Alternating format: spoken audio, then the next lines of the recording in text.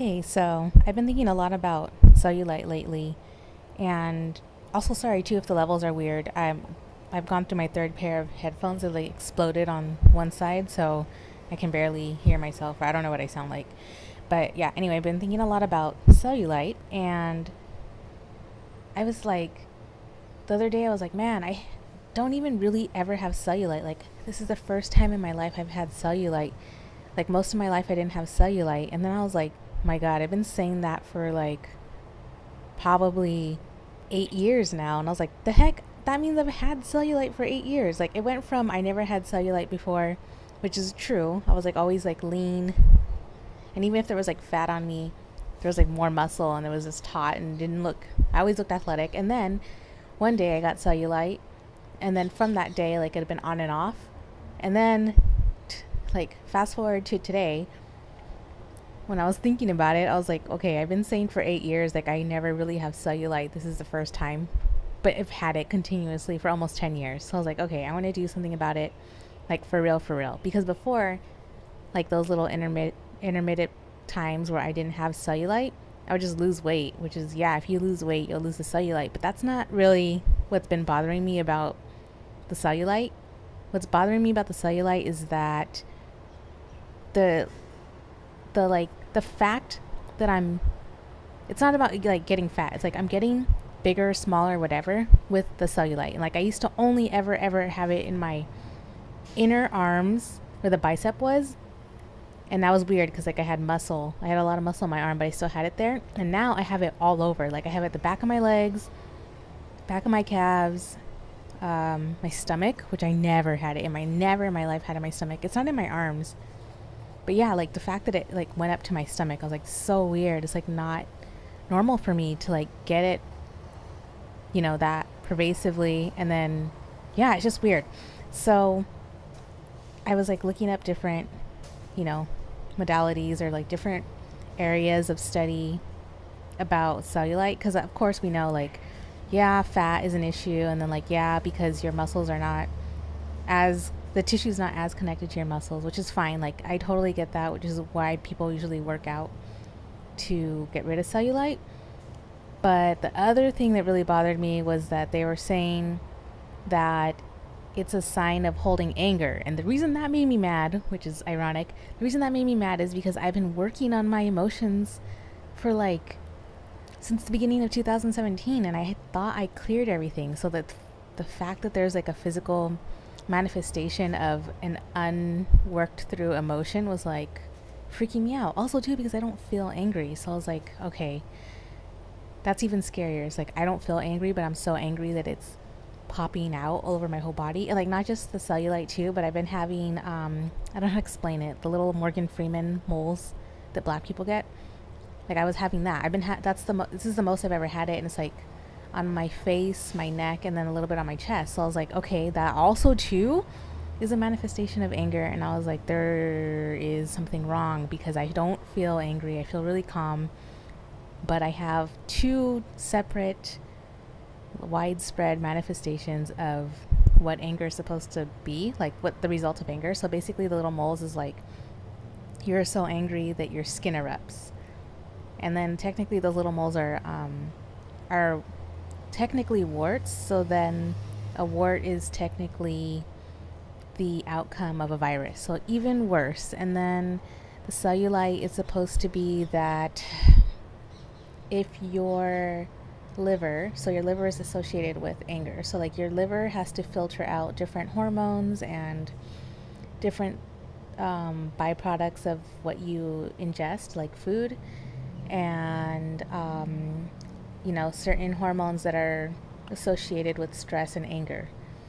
I forgot the name of them. It's not cortisol. Like it definitely filters estrogen and things like that. But so whatever the byproduct that your body makes when you're angry, because it's like any emotion will trigger a biological response in your body. So like people are like, oh, toxins, blah blah blah, you made that up. I'm like, no, I'm not saying actual toxins. Like there are names for each toxin. I just can't remember the name of this particular byproduct, which is a it'll be a hormone that courses through your body when you're angry.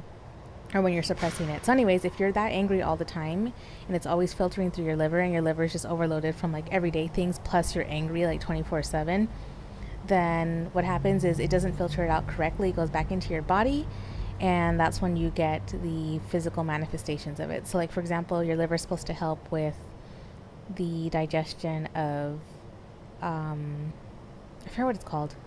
It's not grease. It's like, anyways, it helps with reducing fat, but if it can't handle it, it'll just go in, that element will just go into your fat cells. Like your fat cells are like, oh, don't worry, I'll take care of it for you, and they'll just get stuck there, and that'll create the cellulite.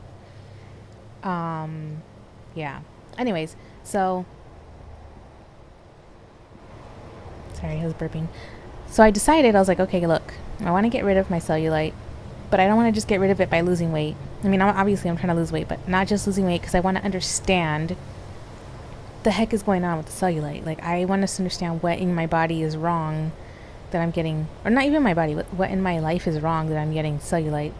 Because I've done it before where I lost weight and it looked fine. Like, I looked like normal again, but I was like, yeah, but technically when you do that, you just lost the fat, so the fat can't hold on to the toxins, but it does not mean that you have resolved the underlying issue. So I think was last week or something, I was like, all right, I'm mad. I don't know what I'm mad about. I don't feel mad, but I'm gonna let little things get to me and like blow it up all the way through.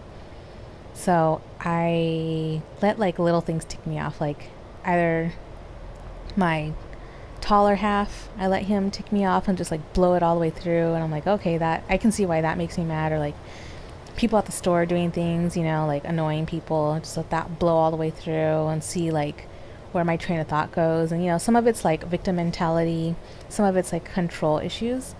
And then I had a friend, so I didn't even look, it's like I didn't know where to look, so I was just like letting things come to me. But then I'm not gonna say, I don't want to say names or whatever, but someone brought to my attention that another person was doing something, and the thing that they were doing was basically, let me give you an example, like a concrete, I'm not going to use a real example, but let's say you love cacti. Oh, you love cacti, you collect cacti, and it's like your joy in life. And the reason you collect cacti is because when you were a child, you fell on a cacti, and the scar that it gave you was like a unique symbol that carried you through so many wonderful things in your life. And so now that's your special bond with cacti. Like, yeah, they went to that hipster phase where everyone, or even still, like, you know, you pay like whatever, $7 for like a little baby one, and it's in like a geometric shape or whatever. And like, yeah, there's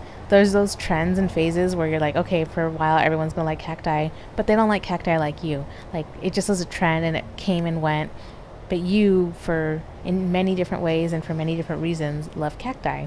And you love cacti so much that you, when you have close friends or family or whatever, you share with them certain knowledge of cacti and blah blah blah blah. Okay, so then now people know that you like it, and only close people you share your information or special breeds and whatever with them.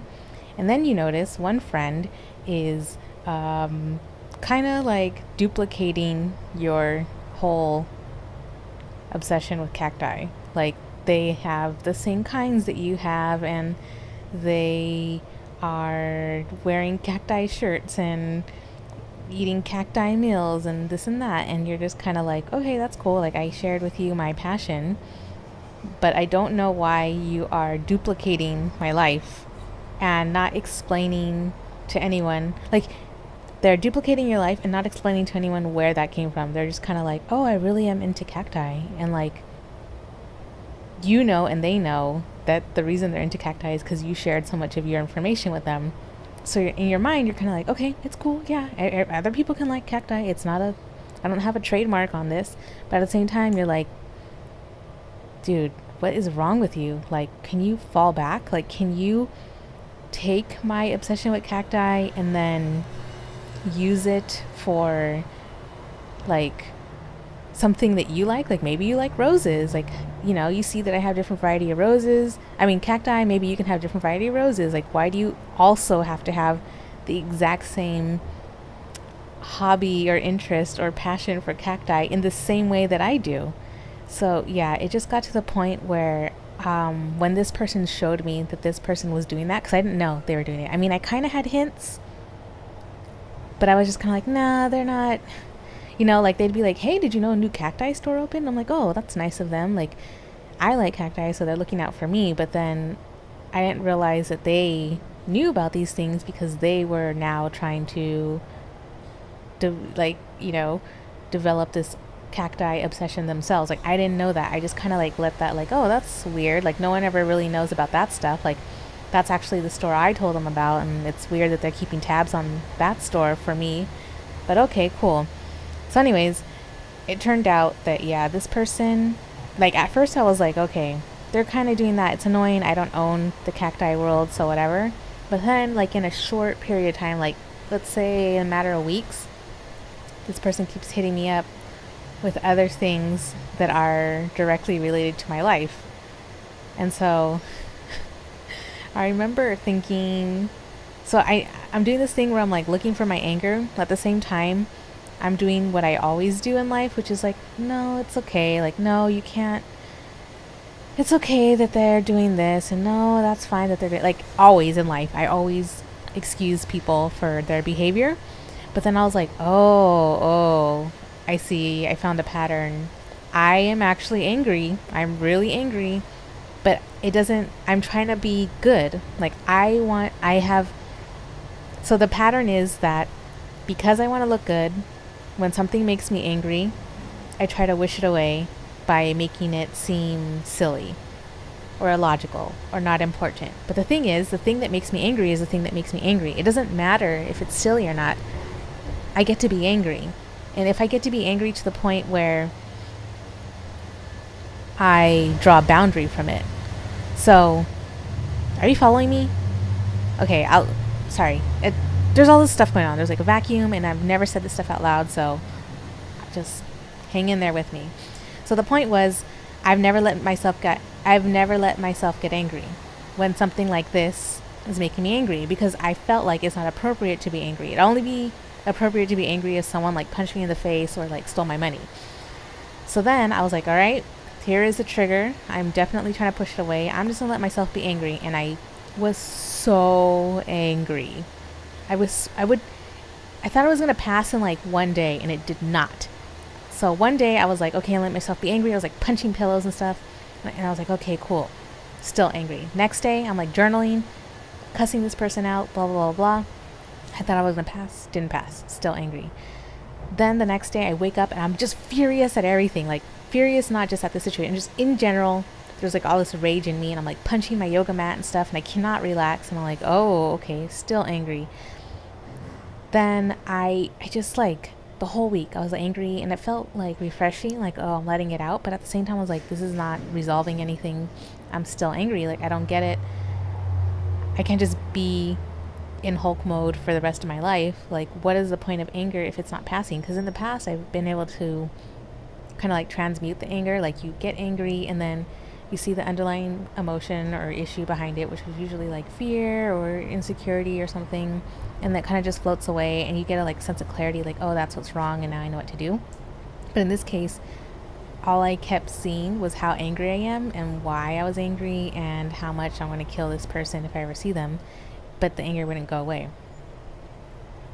Flash forward to, I don't even know how many weeks after that, maybe like a week, 2 weeks after that, the person that I kept being angry at kept coming into my circle of communication, not by like, I wasn't instigating it at all. And then I was like, it clicked, and I was like, oh, I see. So symbolically, skin equals barriers or boundaries.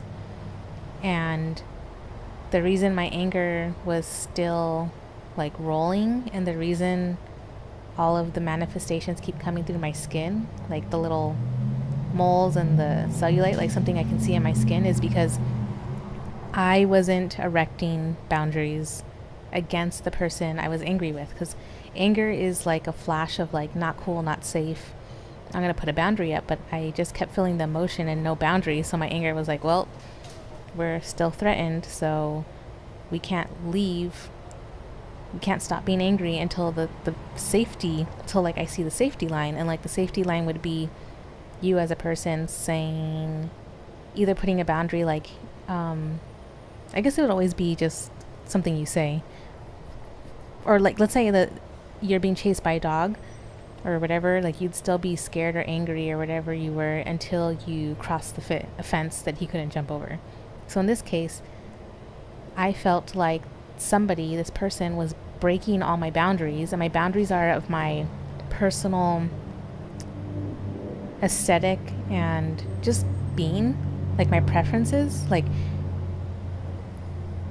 the thing that they were the cacti issue was kind of like a really personal thing for me, and I felt like this person was just like, oh, that's cool, I'm gonna take over that too. So I didn't have, and it's not the first time it happened in my life. It's happened so many times in my life. There was even a point where I had someone who was like a friend kind of like survey me and try to see what all my personal preferences were so that they can just mimic them. Like people would be like, oh, what do you guys like? And then they would like wait for me to answer, and they'd be like, me too. We're like, why don't you answer first? And then they'd answer first, and then if mine was different, they're like, I like that one too. And you're like, okie dokie. And that's, so again, it's happened before, and I've done nothing about it, and now it's happening again, and I'm like, okay, the reason it keeps happening and the reason there's like all this hidden anger is because it keeps happening and I keep accepting it when I really am not cool with it. I have to put up a boundary. So I did. I calmly, I didn't do any of the raging, angry talk that I did. I was just kind of like, hey, this is the boundary. Like, not saying sorry, but just like, hey, yeah, I know that this has been happening, but now here's the boundary. So, yeah. Then I just left it at that. And after I did that, I think I was still a little angry, and then days after it just kind of went away. Like, the anger stopped. I don't really have a cool transition about that or anything, but that was just one way of seeing that, yeah, all the stuff going on with my body is partly because of the anger, and I'm trying to find other ways now. I'm like, what else is making me angry? Every time I get angry, I just like let it out and like shout or whatever, and then like I just move on from it. But yeah, that was like a big thing that was crazy, that was like hidden under everything, that I was seriously angry about people who like break boundaries in terms of my life, like the things that I like to do. Okay, so that's one thing, getting the anger out, the emotions. The other thing is like people always talk about how poor circulation. We're talking about cellulite, just FYI, like this whole video is gonna be about cellulite. I'm just all over the place. But going back to cellulite, people are like, okay, also too, blood flow. When you have cellulite, you're not getting a lot of blood flow to that area. And I was like, oh, I'm not getting a lot of blood flow to the back of my legs, like my butt, my hamstrings, back of my legs. Again, according to intuitive medical people, the fact that the back of your leg, like your hamstring and your hips, is a sign that you don't want to move forward in life. Like you don't want to move towards things, like you're hesitant, so you're like putting on the brakes. Like if you ever play basketball, the muscles that they have to develop is a stop and start muscle. So like starting would be like pushing off your calves, your quads and stuff, but in order to stop, your hamstrings and stuff would have to be, you have to use them as like a stopping thing. So like, I guess it's whatever. Yeah, well, that's what it means. So like my hamstrings and my butt are holding all of this, like all the cellulite, and it's basically like, hey, we don't want to move forward. Like we don't want to go forward. We want to stay back. We want to stop. So I was like, all right, cool. There's something in my life that I want to stop. I'm sure it's like testing things out. So I'm just like kind of in a frozen mode after last year, I guess. I don't know why my voice sounds sad. I'm not sad at all. I have like a really good housewife life right now, but that's just what I sound like. I don't know. Sorry. So I guess I'm thinking out loud. Okay, anyway, so that's one place where the cellulite is. The other place where cellulite is in my stomach. So I'm like, I don't understand why there, but I do know that there's no blood flowing through there, which is weird. Like, how can I get blood to flow through my stomach? I have no idea. I know my digestion is all messed up, so I'm like, maybe that's like an internal thing, but whatever. So I was looking up this like little grandpa guy. He's like a little, I don't even think he's that old, but he's like this little short and stocky Chinese guy who does Shaolin Kung Fu, and he also does it in conjunction with Qigong, like Qi as in QI.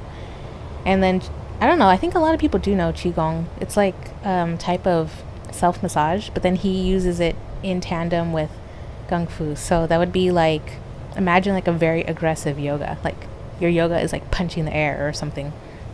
And I always thought it was cool because I was like, oh, I want to do like fight stuff when I was younger. And I do still want to join a UFC class, like an MMA class. It's just that it's so expensive, and it's just, you know, one thing at a time. Like my house is still empty and we're trying to do this kitchen, which is getting more expensive every single day. But yeah, I was like, okay, in the future I'll do that, but it doesn't mean that I can't do anything in preparation for it.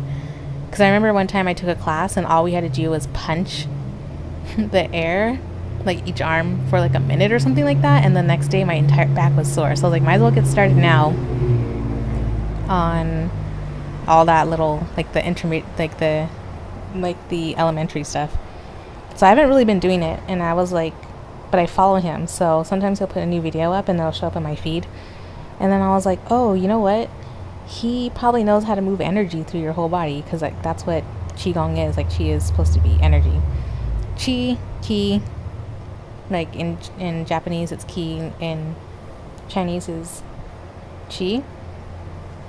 So I was like, okay, let me just see how he does it. And so I was doing his little exercises, but then he also had these like sticks.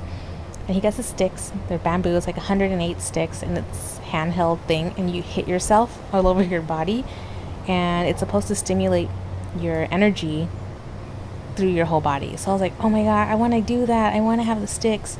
And like I looked for them everywhere online and I couldn't find them. Like they were all discontinued and stuff, and they're like, the ones that I did find were like $60, but like you have to freaking do the shipping from like, I don't even know where they're coming from, and I'm in Hawaii, so everything costs like double, triple out here. And then someone else was like, yeah, don't buy them, just make them. And he was trying to explain how he made them and blah blah blah. And anyway, too, the people who were like, yeah, I bought it, but like I hit myself twice and all the sticks came apart. So I was like, okay, might as well just make it, because it doesn't look like it's like a, you know, they're literally just sticks. So I was gonna try to find that, but then I was like, you know what, I have a lot of expenses coming up. My brother and sister-in-law are coming in town, and that's gonna be like, I'm gonna go out with them a lot, and I like to do fancy things, so I'm gonna spend all my money there, and plus just a bunch of things. So I'm like, okay, what's another way to hit myself in this very like systematic way without using the sticks or buying the sticks or whatever? So then there's this lady who was like, oh yeah, like she used to be a swimmer or something, and then before the Chinese swim team would go, they'd all do this hitting, like all this like slapping tapping technique before they would get in the water, and she said that they are very like crisp because of that. So then I followed her, and she, yeah, I think, I'm not sure if she does it the same way that he does, but it's definitely still Qigong, but she hits her body like a lot in different ways, like all the way from your head. Oh, I didn't do my head today. From your head all the way down to your legs. And the better you get at it, the harder you'll be able to hit yourself. But basically, by hitting yourself, you're stimulating not only blood flow, but bone marrow production. I think anybody who does martial arts kind of knows what I'm talking about, because it's like the iron hand thing, which, by the way, I did also find a really good iron hand video. It's this guy, he's like an older white guy, and he's like really round, and he's doing it on a tree. And I'm gonna do it too, but the thing is, it looks so crazy.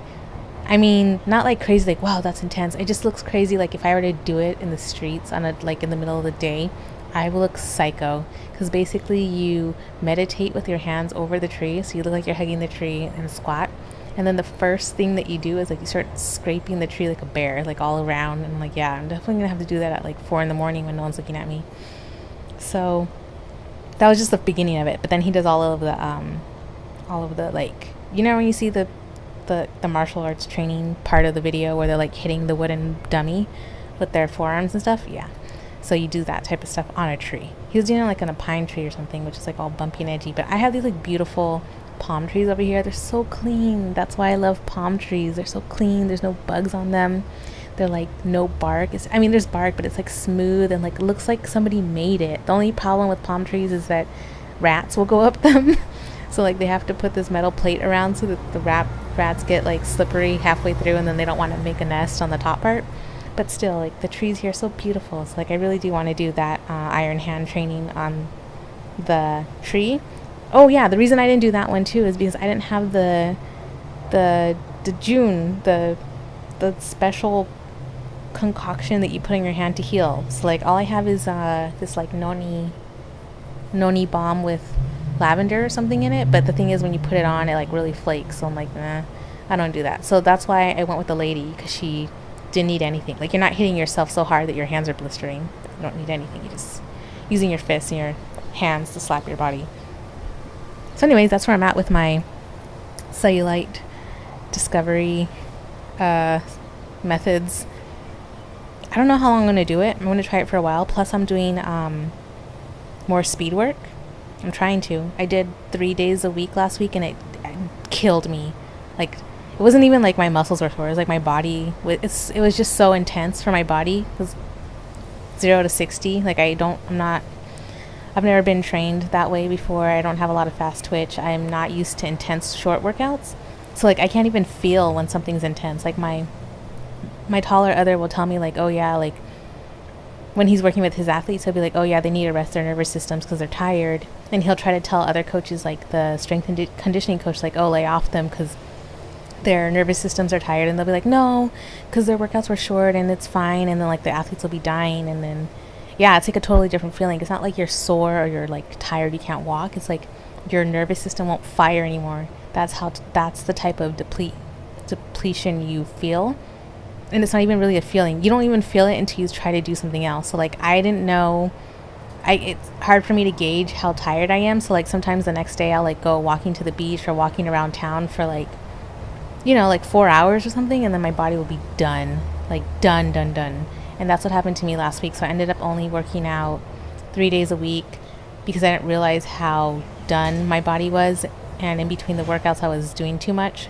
So now this week, I did a really light circuit yesterday, and my calves are sore from that.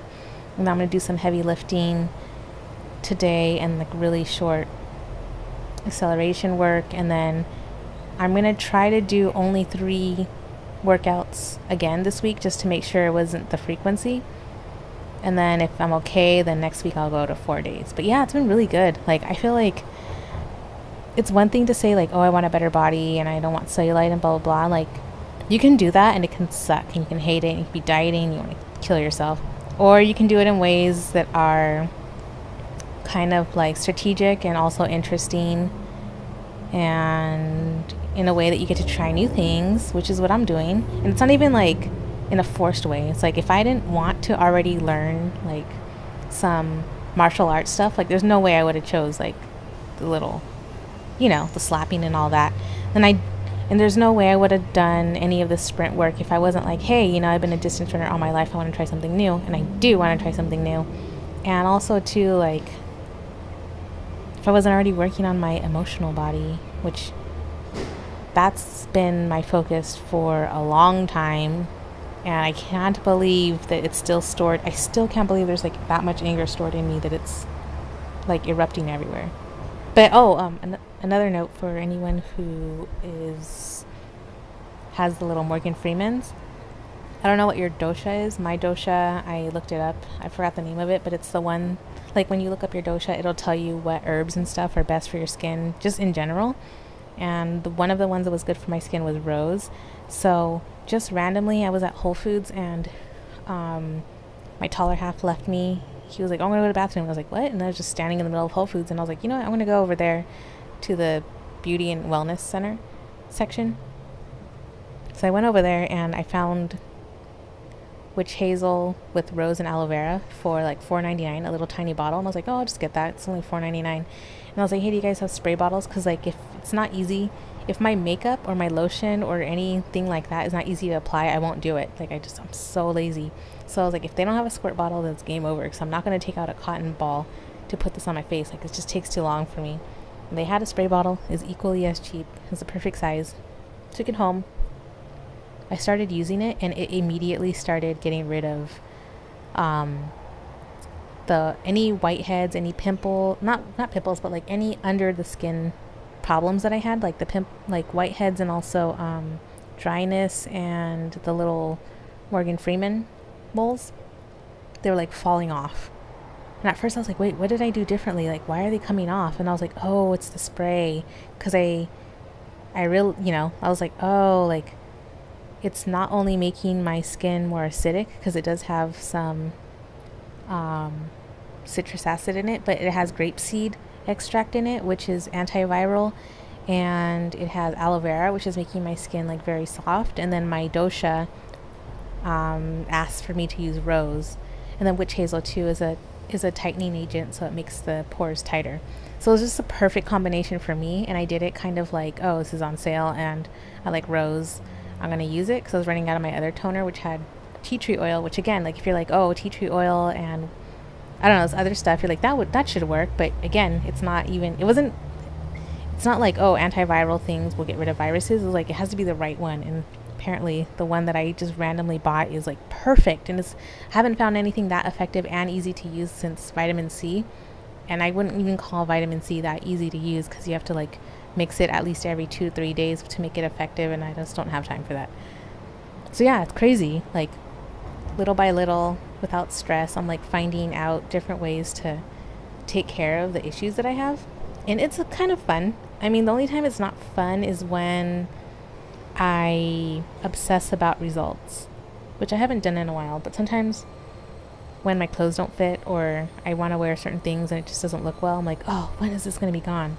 But when I'm focusing on the journey, which is very corny and cheesy and cliche, it is kind of fun, because now I know I'm going to have iron hands one day, and I'm going to have like tough bone marrow and whatever else that punching yourself in the face, well, not the face, the head does. And I think that's all I wanted to say today. I don't know how long this is going to be. I don't think I'm going to do hour-long recordings anymore. I'm just going to be short and sweet and cut them into subject headings or whatever. I don't even know what I'm going to do. I'm going to talk when I feel like talking, and talk for as long as I feel like talking, and then that's going to be the end of that. Yeah, so no outro. Just stay tuned for other random topics.